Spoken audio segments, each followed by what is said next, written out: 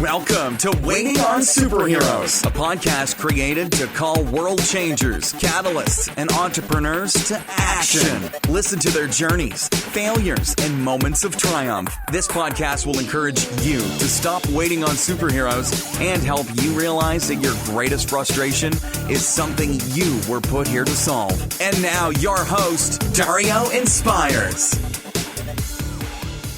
What's up, heroes, and welcome to the fourth episode of the Waiting on Superheroes podcast. I am your host, Dario Inspires. Now, before I go any further, I want to send out a huge thank you to everyone who has subscribed, rated, and left a review on iTunes, Stitcher Radio, and SoundCloud. Listen, the emails, the comments, the text messages made me feel like I finally tapped into something that can make a significant impact in people's lives. So thanks for coming on this journey with me, and I've made a vow to make sure I get the most inspiring catalysts, leaders, and social entrepreneurs out there for the show while perfecting my skill.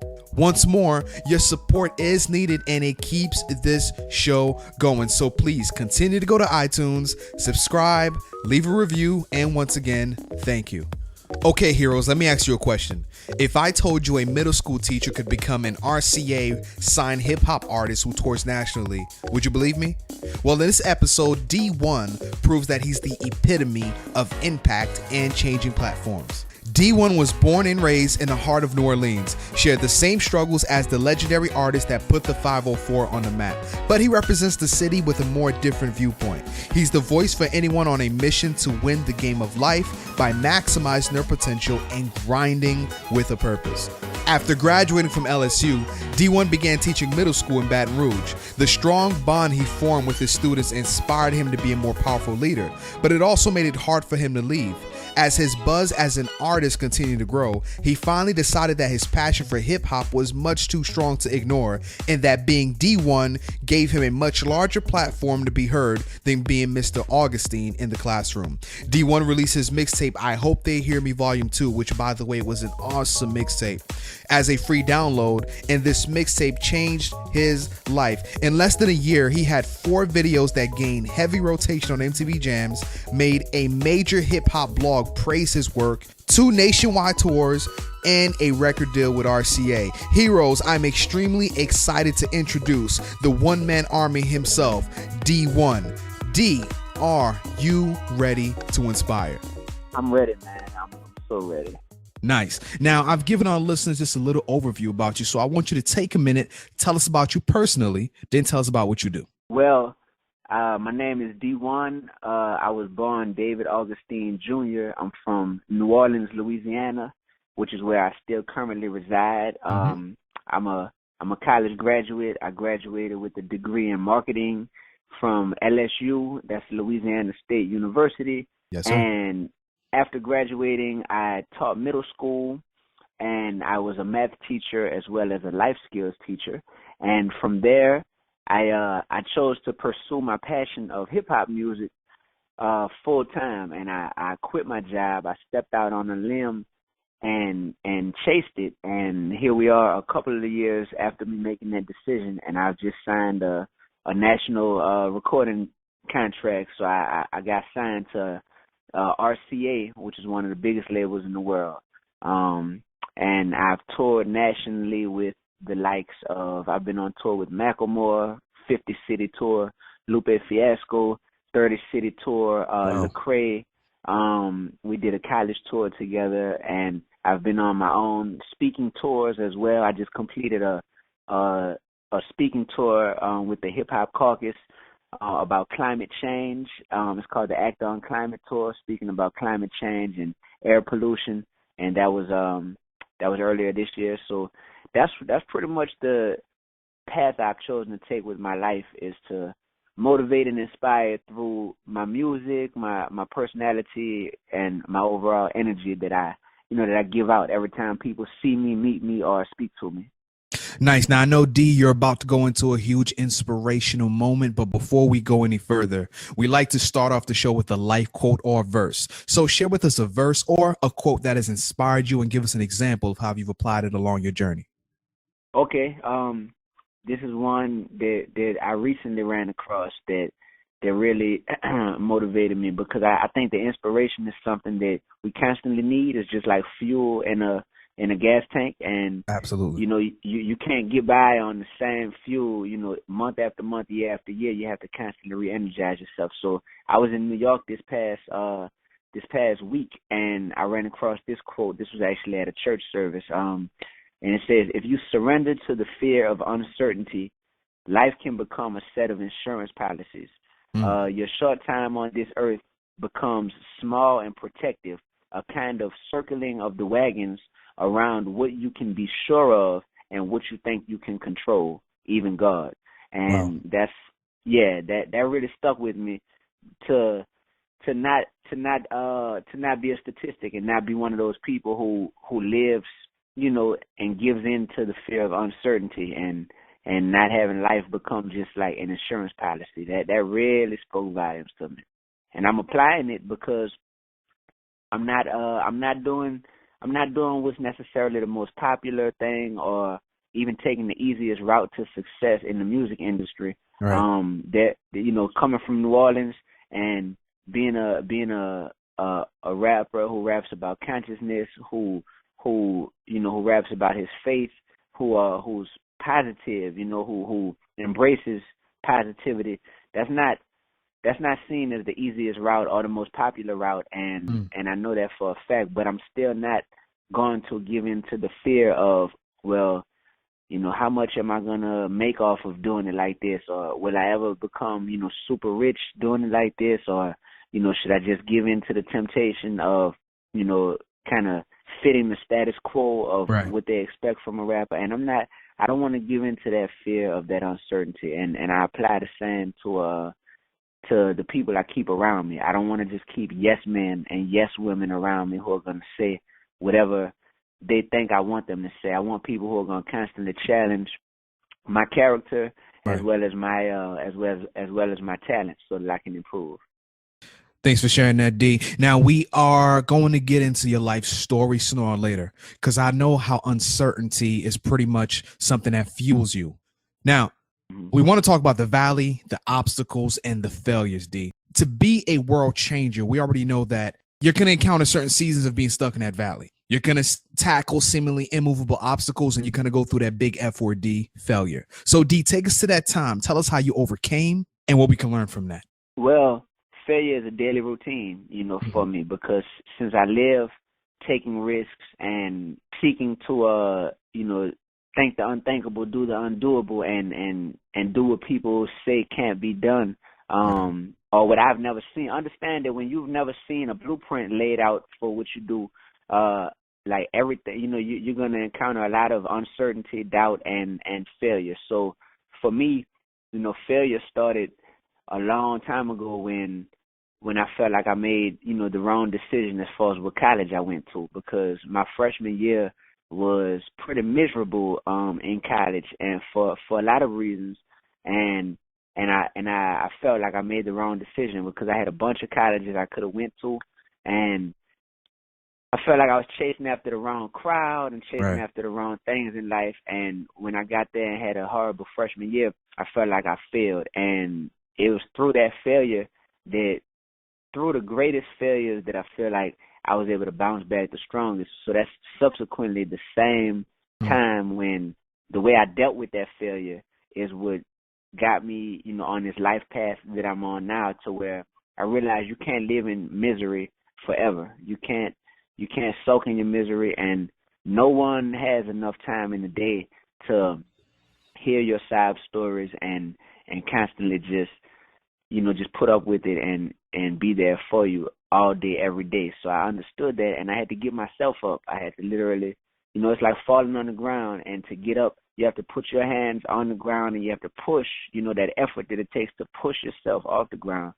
I had to do that metaphorically, and I changed the direction of my music to where I didn't want to just do music that was meaningless, and there was there wasn't, you know, purpose driven, or didn't have something positive I could impart in people. I changed my circle as far as the people I was hanging around, because iron sharpens iron, and birds of a feather definitely flock together. So absolutely, so I had to change my circle. and I had to reprioritize what I wanted to accomplish in life at that point. And instead of it being about how many girls I could get and, you know, how much money I could get and how many, you know, fancy cars I could get, how, you know, what type of rims I could put on it, life stopped becoming about that stuff to me, and it stopped being about that and started being more about how many people can I inspire to get over the hump in their life? How many lives can I change, or how many seeds can I plant within people? How much ripe fruit can I produce? Because we're put here to produce fruit, you know, on earth, and metaphorically speaking. And I was like, you know, how many ripe fruit can I produce? Because I don't want to just produce invisible fruit or even rotten fruit, you know? Nice. Not producing rotten fruit and not producing fruit that anybody can see, but fruit that people can see and fruit that is good. Now, D, we've come to my most favorite part of the show. Now, this is where we talk about the frustration. In the midst of my search for purpose, a wise man told me your greatest frustration is something you were put here to solve. D, what was your greatest frustration? I mean, something that really bothered you and you were like, man, why don't somebody solve this? Take us back to that moment and share with us the steps you took to develop the solution. All right. My greatest frustration within myself has been the desire for acceptance amongst people, like the desire to be accepted. And when I realized that the people who I was seeking validation and acceptance from weren't the people who were providing the blessings that, you know, continue to, you know, thrive and keep my life moving forward every day. They weren't the people who were putting food on my table. They weren't even the people who were, you know, helping to encourage me to stay on a righteous path. But yet I was seeking acceptance from these people. Right.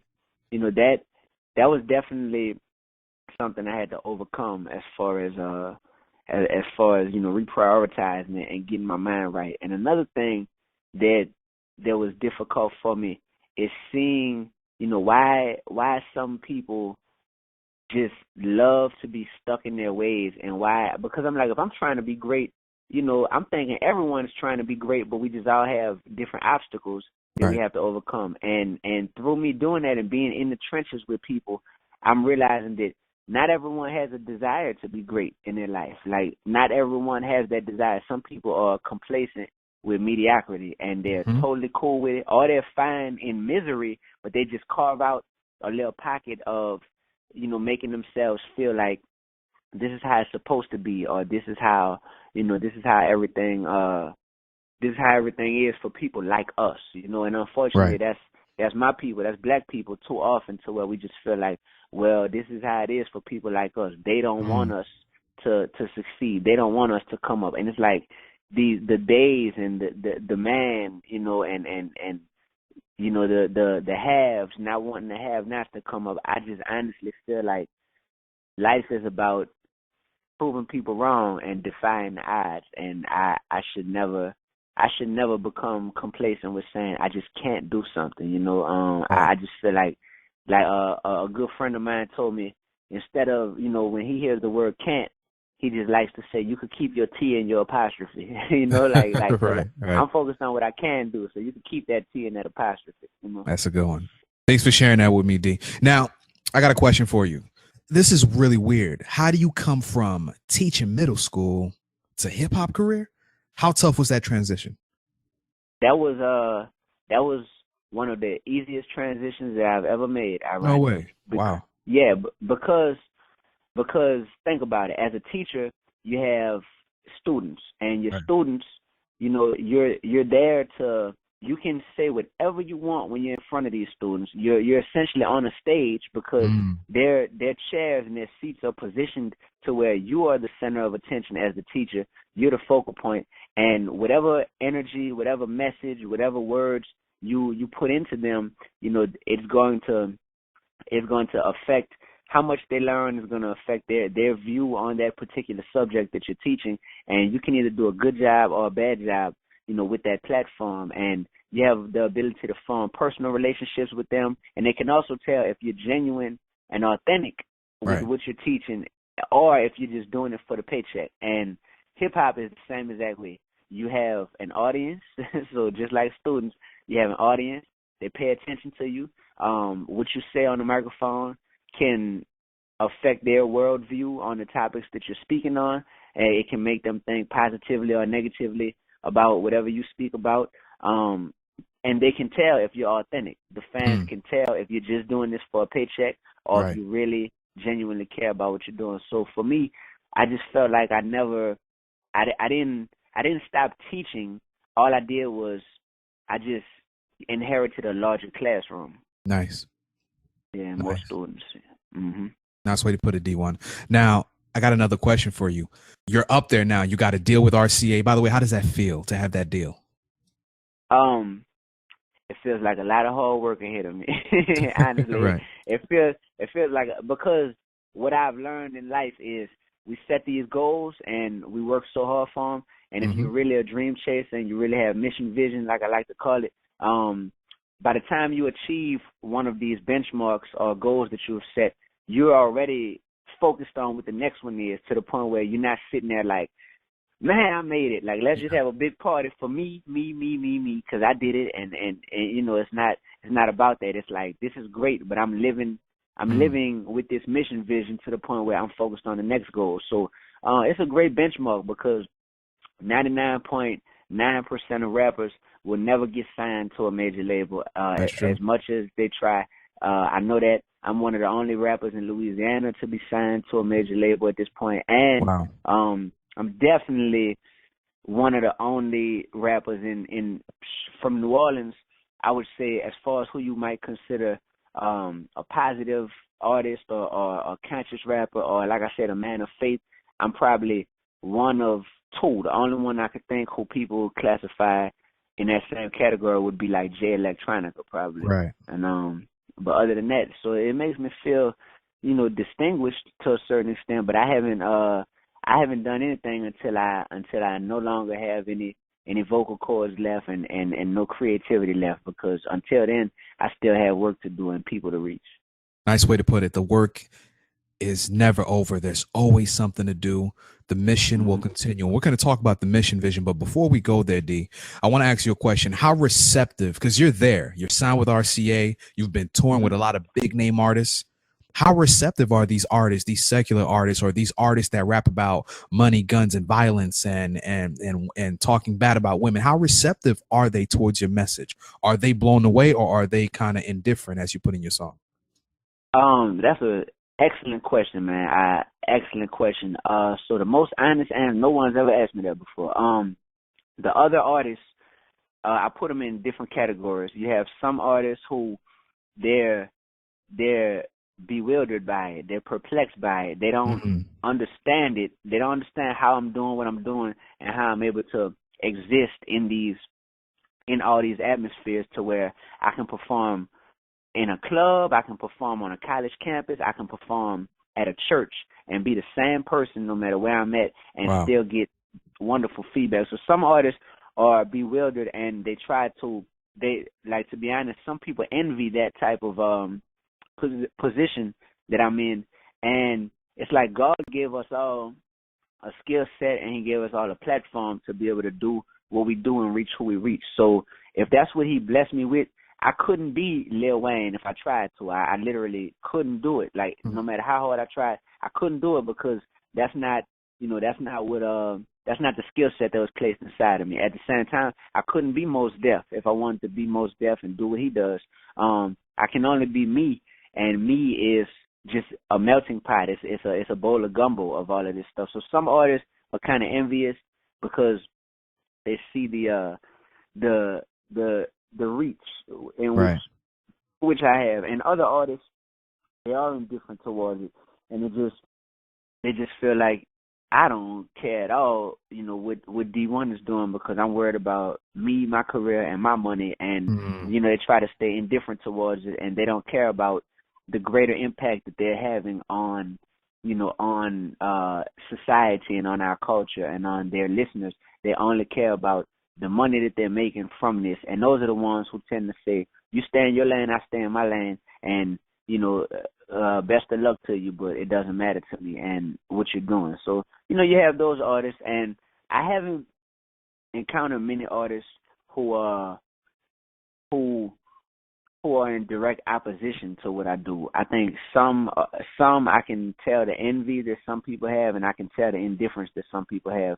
But as far as people in direct opposition to what I do, at least they don't make themselves, vocal as far as that goes. Yeah. Right. Yeah, good stuff, D1. And you say, some of them say, you know what, you stay in your lane, I'll stay in my lane. But unfortunately, the lane that you are walking, I mean, it's guys like you. There's Lupe, there's Mm-hmm. Mos Def. We can put Macklemore in that category too. There's Lecrae. Mm-hmm. The lane is growing, so it's either they're gonna keep up or fall off. Mm-hmm. Now let's move to our next question, D. What is the mission vision? Because I know this is a huge message that you're trying to put out there. Explain that to us a little bit. All right. So, when I speak about living with mission vision and having mission vision, it's not the name of a song. It's not anything like that. It's literally a lifestyle. And mission vision has 3 main points. And number 1 is it's a state of mind to where you're committed to focusing on 3 things in life. Number 1 is an ever-growing relationship with God. So constantly, while we're down here, understanding that, God put us here, and God is greater than, the sum of any one of us. So, wanting to grow closer and closer to Him. Number 2 is about utilizing our skills and our talents to create a better existence for us and our loved ones. Because it's no mistake that I'm good at rapping. It's no mistake. It's no mistake Absolutely. that you're great at public speaking. Everyone has gifts and everyone has talents and skills, and now it's about tapping into them and figuring out how can I utilize them to create a better existence for myself, my loved ones, and in a way that'll benefit society. That's part of what mission vision is, because just like I'm good at rapping on the microphone and I choose to rap about uplifting righteous things, I could also use it for negativity. And think about how many people use their gifts for negativity, and that's not what mission vision is about. It's about identifying your gift and using it for something, positive and making forward progress. And the last thing is, with mission vision, in everything you do what I call having your 3s up. And 3s up stands for be real, be righteous, and be relevant. So in everything we do in life, we want to be real, we want to be righteous about it, and we want to be relevant in what we do. Yep. Awesome. Mission, vision. And then we've been hearing this ringing all over the place. Be real, be righteous, and be relevant. D1, thanks for sharing that. Now, let's go to the part of the show where you speak directly to our audience. Now, this is the part where you speak to the aspiring, those who are out there who need words of wisdom, who need some sort of advice as to how to make a difference in this world. What advice would you have for someone right now listening to this and like, man, D1 was a middle school teacher. He went to college. He's an intellectual. He's smart. The guy is swift. He's a wordsmith. He's an artist, and quite frankly, an accomplished artist. How do I make a difference? Maybe they may not want to get into the music industry, but they want to do something significant in this world. What advice would you have for them? Well, first of all, I'll tell them this. There's already a lot of people doing great things in this world, and they don't give themselves enough credit for the work they're doing. Like, I had to tell my grandfather this. I was talking to him one time. He's 84 years old, and I could just tell that he was questioning, his worth and his value and what he's accomplished over the course of his life, because he's not an artist. He's not a rich man. But what he did do is, he's a married man who's been a great husband to my grandmother for 61 years now, and Awesome. and Wow. he raised 3 sons, right, who are all successful and upstanding citizens, one of which is my father, and all of his sons take care of their kids, and they have stable jobs and they're doing well, and he's been a great grandfather to me. And I had to let him know that he might not give himself credit for it, but he has inspired all of these people just in his family, through the type of man he is and through what he represents. And my grandpa, that's my hero personally, and I had to make sure he knew that, to where he would never have to question, if he lived a life that was pleasing to God, or if he lived a life that made an impact. So for people out there listening, I say that story to say that each person matters. Every single person on this earth matters. So, and that's called our jurisdiction. That's our dominion. Right. That's our domain. So whoever is in our lives, they're in our lives for a reason. So if you're making a difference in one person's life, if you're making a difference in your family's life, if you're making a difference in the lives of your friends, your coworkers,